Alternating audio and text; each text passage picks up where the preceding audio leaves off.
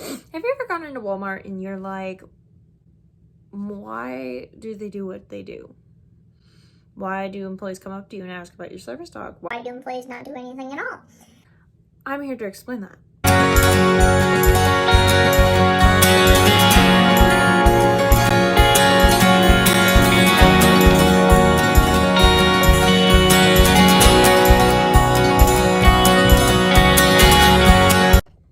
So recently, there's been some things going on at work that made me wonder about why Walmart does what they do, why certain employees will approach you and ask, wait, why do you have a service dog? What does it do?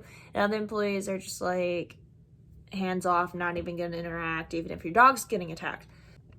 All right, guys. So I'm going to be looking down on my computer a lot. Don't judge me.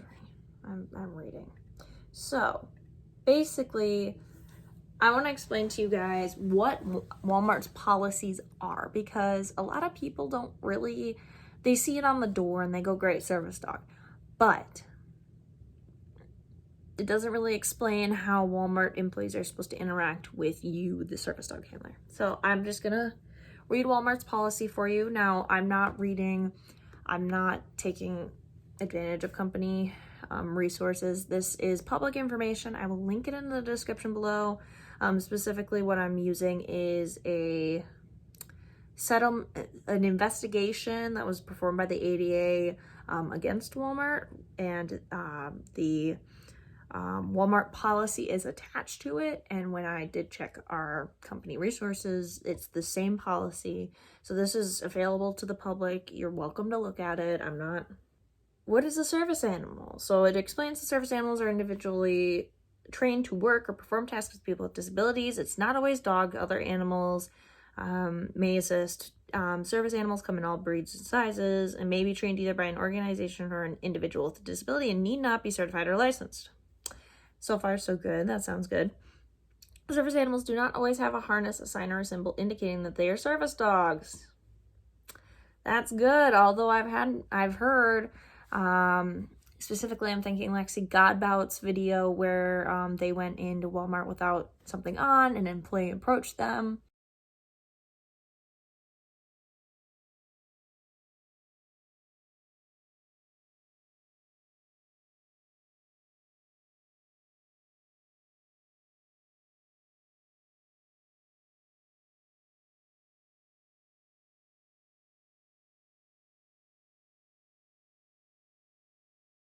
And I'll explain in a minute who kind of approaches and why. But yeah. A service animal is not a pet. Service animals assist people with disabilities, and examples. And then it's just noting, like, it says pulling wheelchairs or providing physical support and assisting people with physical disabilities with stability and balance. And I'm like, those are mobility tasks, but okay. So Walmart welcomes customers with service animals. People greeters are the Walmart associates responsible for determining if an animal is a service dog. So when you walk into a Walmart, there will be someone standing by the entrance carts, and that is a people greeter. Or during coronavirus, it's a health greeter as well. So those people are the ones responsible for determining in that split second when you walk in the door, is that a service animal or not? Most of the time, people with disabilities who use service animals may be easily identified without need for questioning. If you can tell by looking, you should not make the customer feel unwelcome by asking questions. If you are unsure whether the animal meets the definition, one people greeter and, when necessary, a member of store management, so salaried management, may ask the customer only one question. Is this service animal required because of a disability? Now, this has been approved by the ADA, so I'm not going to critique it. I'm just going to make the comment that they are allowed to ask. You would think that they were allowed to ask the two questions. So is the service animal required because of a disability, and what tasks does it perform? But this was something decided between Walmart and the ADA, so I'm not going to rebuke against that. If the customer says yes or otherwise explains that the animal is required, you should welcome the person and service animal into the store. Do not ask further questions about the customer, his or her service animals. You may not ask the customer questions about the disability You may not ask them to show license certifications or special ID cards, proof of their animal training. You must permit service animals to accompany customers with disabilities in all areas of the store normally used by other customers. So that's good. I've definitely seen videos out there where Walmart employees ask, the more than one question, or they ask for the license.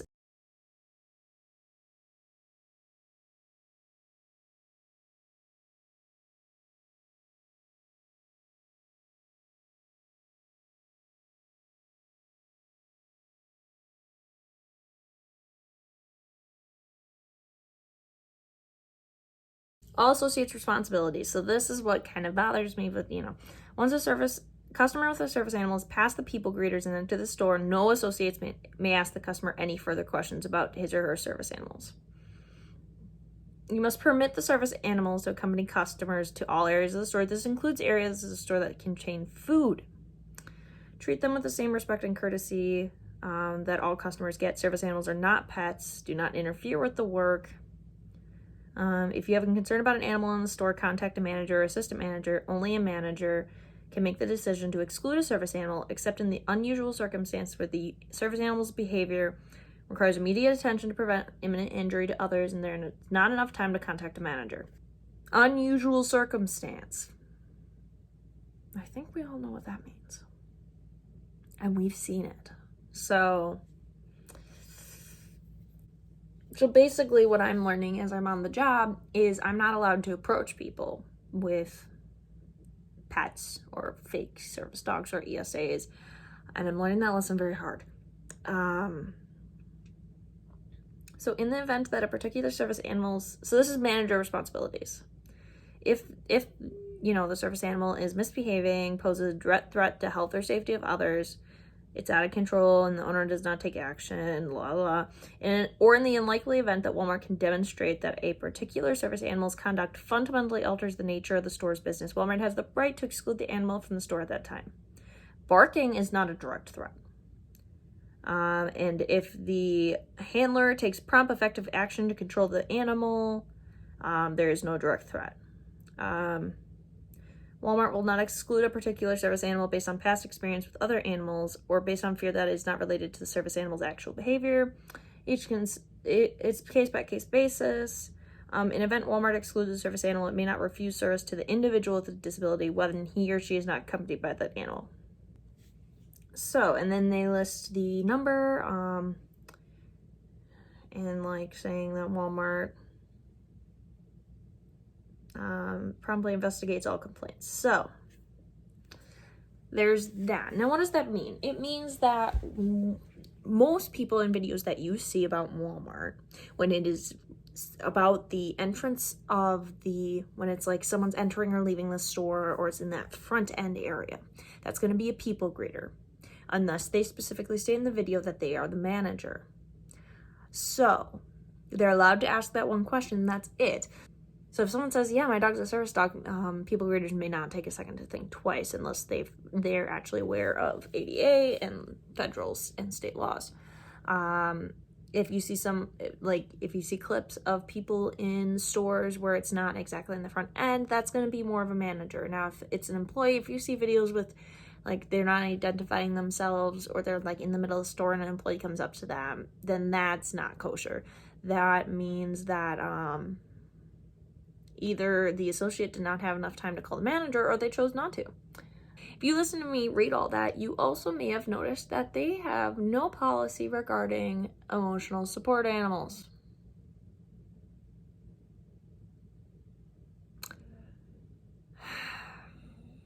So, because it is not defined in any Walmart policy,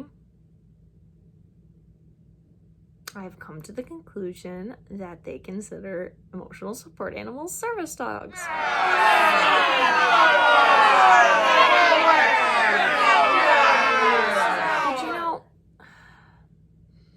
But when you get to the end of the day,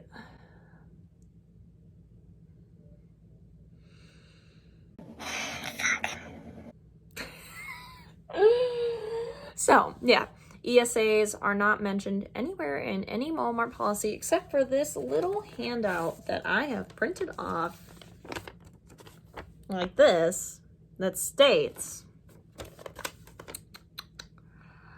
under the ADA, an animal whose sole function is to provide comfort or emotional support to an individual does not qualify as a service animal.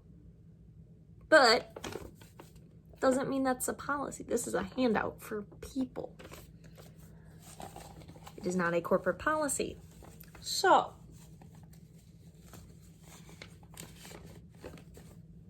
yeah, that's rough. It's rough for Walmart. So here's my little advice section on what to do if you have an ADA issue in your store. First of all, Carl, this number on the screen that I'm going to put up, it is, let me read it.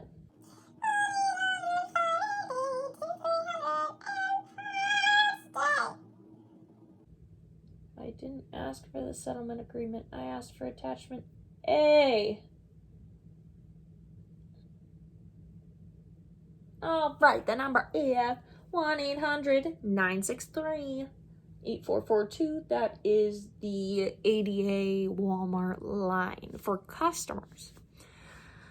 If you're having an issue in a store where it's an employee is coming up to you and you explain as much as you're comfortable and the employee is still asking you questions, you can say, I'm not comfortable answering those.